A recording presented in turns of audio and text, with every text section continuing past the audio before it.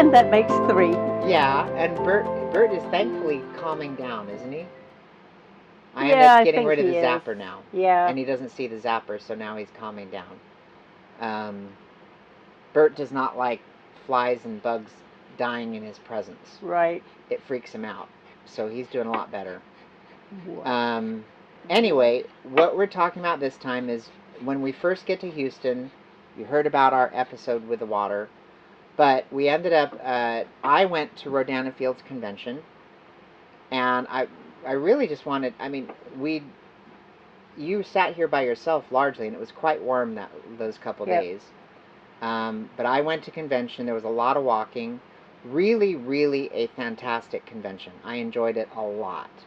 Um, I go to them every year, and this is not a sales pitch on Rodana Fields, but getting to work with billionaires that have done it multiple times, multiple billion-dollar companies, and they're number one in their field. It's fantastic, and I don't get to Which partner with. hotel was this one held at?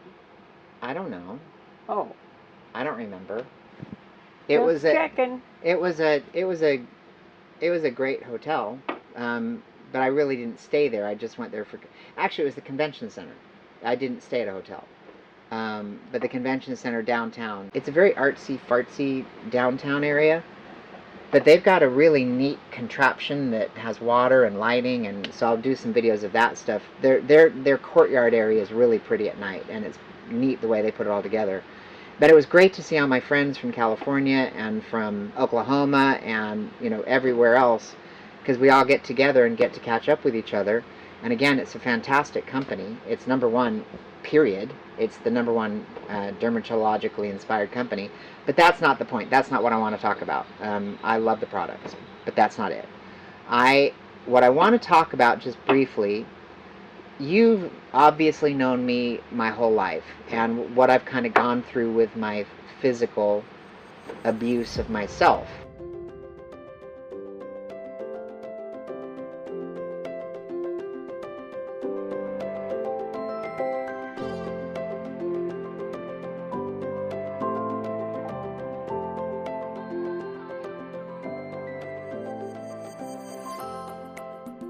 What I've kind of gone through with my physical abuse of myself. Never mind the abuses I received from everybody else about my weight, the abuses that I've done to myself. I mean, I was a wreck my whole life when it came to my physical, wasn't it? And you tried desperately as a mom of a young guy. I started really getting obese when I was about 13, is when it started. He did indeed. Which was kind of based around some other trauma in my life, which she didn't even know was going on. And I didn't talk about it because I didn't talk. Believe it or not, as a little boy, I was an extrovert. And then I got very introverted, and I didn't hardly talk. I didn't talk as a little kid at all, did I? Not much. Not at all. I did. Everybody talked for me, and I could get them to talk for me, and I didn't need to. And then I started speaking, and I wouldn't shut up. But then I went into a shell around 13 years old, and I started just gaining to the point of severe obesity. And like many of you know, if you've been watching my journey, I do a journal every Thursday about my health journey.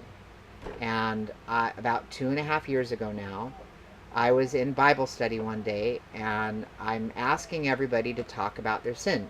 Not that they need to tell me about their sin, but they need to talk about their sin. Whatever weakness they have in their life, talk about it. Because when they do that, the sin no longer owns them. They are in charge. And when you bring sin out in the light, then it dies in the light. And if you keep it in the dark, it continues to grow.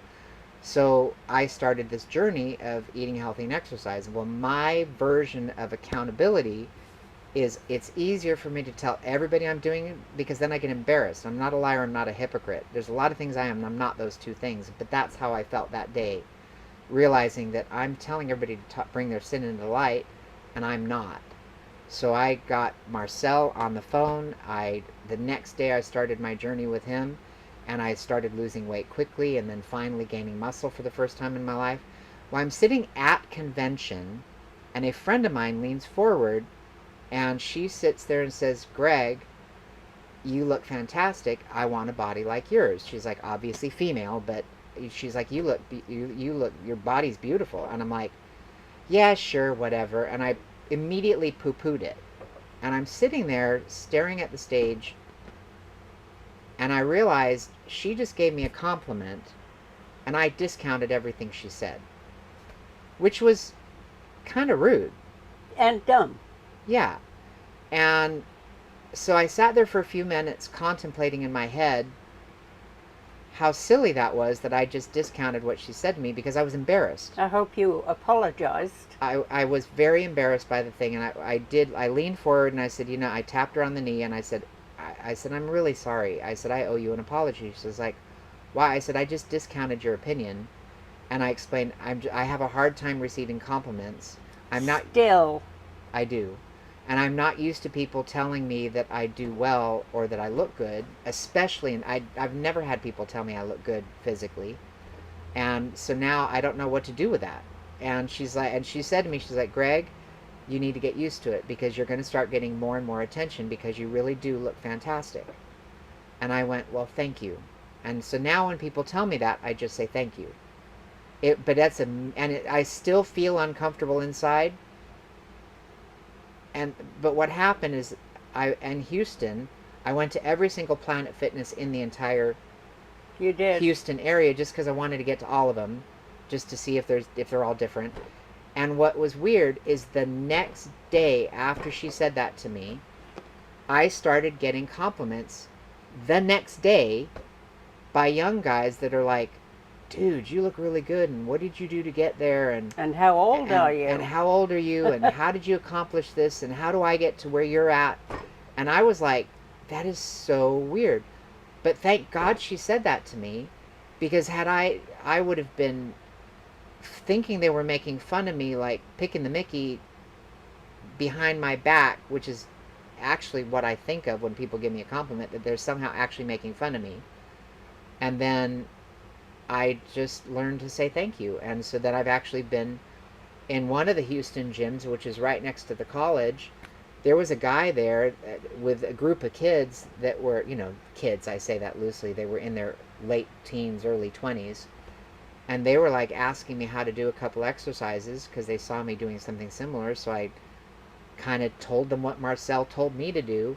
And all of a sudden, they couldn't do the heavy weights they were doing because they were doing it correctly, and they had to slow down, and they're sweating like pigs, and they're like, wow, that made a huge difference. And they're like, it's such little tweaks make such a difference in how you live. But that's life, too. Anyway, so that was a big learning. That was like a kind of a monumental moment for me. I don't do well with compliments, and I'm getting better. So that was not as quick of an episode as we wanted, but that's the story, right? Have you seen a difference in me since that? Yes. Yes, I have. So, Most of the time he manages to be gracious. most of? Most of. Sometimes not? Sometimes not. I don't know about that. Anyway, so that's the story I wanted to share about that. But we had a lot of fun at convention. It was really, really great. I had a lot of fun walking around the lake. Yeah, and you were walking well at that point. I was. At that point, you got to the point where you were zipping in and out of the RV and walking the lake with Bert and having a good old time. Yep. Every day you Yep. were out and about. So you'll hear more about Houston because we did a few things in Houston. Yeah, well, we were there a month. Yeah, so we got more stories. We'll see you later. Cheers. Bye-bye. Have a good evening.